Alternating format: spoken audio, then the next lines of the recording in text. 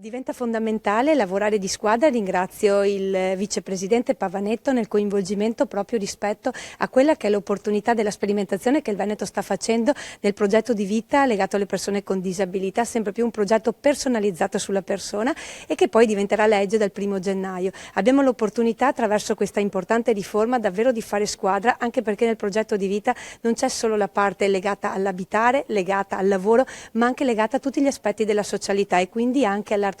la musicoterapia e lo sport. Un'opportunità davvero perché la persona con disabilità possa costruire assieme al percorso della sua famiglia, ma anche attraverso l'importanza del caregiver familiare ad individuare quali sono le scelte più importanti anche legate alla propria persona. E credo che in momenti come questo, in cui davvero viene riformata la disabilità attraverso l'importante intervento normativo del Ministro Locatelli, significa davvero partire da un paradigma diverso. Le opportunità che la persona con disabilità può avere attraverso questo sistema e l'importanza dei 24 ambiti territoriali sociali nel mettere a sistema non solo questo tipo di interventi, ma lavorare di squadra per permettere che un territorio insieme possa davvero raggiungere l'autonomia della persona partendo da un paradigma importante, che ognuno di noi può avere una situazione di disabilità, ma c'è una comunità che in primis è la famiglia, ma poi è la comunità che insieme cerca di lavorare per questo.